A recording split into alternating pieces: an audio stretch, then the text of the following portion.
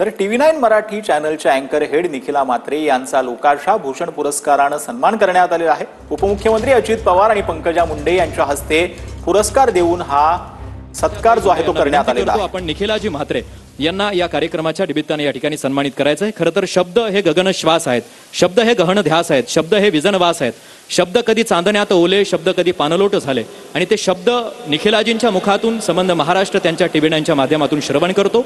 त्यांच्या शब्दांवरती समस्त मराठी रसिक प्रेम करतो। आपण हा पुरस्कार म्हणजे TV9ची निर्भीड अशी पत्रकारिता, न्याय मिळेपर्यंत दिलेली साथ आणि समाजातल्या प्रत्येक लोकांपर्यंत पोहोचण्याचा केलेला प्रयत्न याची एक पोचपावती आहे असं आम्ही मानतो। आतापर्यंत मला या सगळ्या प्रवासामध्ये साथ देणारे माझे कुटुंबीय, आमचे TV9चे व्यवस्थापकीय संपादक उमेश कुमावत सर आणि TV9ची आमची संपूर्ण लाडकी टीम या पुरस्काराची खरं तर मानकरी आहे। टीव्हीवरच्या मराठी बातम्या देताना निखिलाताई म्हात्रेंना आपण बघतो, ज्यांना नेहमी पाहतो अशा या आघाडीच्या पत्रकार, TV न्यूज अँकर आणि त्याचबरोबर आमचे विलासराव बडे हे पण पत्रकार, या ठिकाणी त्या दोघांचाही सत्कार केला। पत्रकारितेच्या क्षेत्रामध्ये त्या दोघांचं काम हे अतिशय कौतुकास्पद आहे, अतिशय उल्लेखनीय आहे।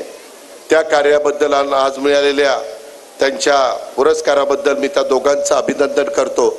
निखिला म्हात्रे एक मुलगी, एक स्त्री आज एवढे वर्ष झाले एवढ्या चांगल्या TV9 सारख्या चॅनलमध्ये आहे आणि माझा पहिला जीवनातला इंटरव्ह्यू जिने घेतला ते निखिला आहे आणि आज त्यांना अवॉर्ड मिळालेला आहे आणि खूप सुंदर भाषण त्यांनी केलं आणि मुंडे साहेबांची आठवण केली तर एका लेकीला तर ते आवडणारच।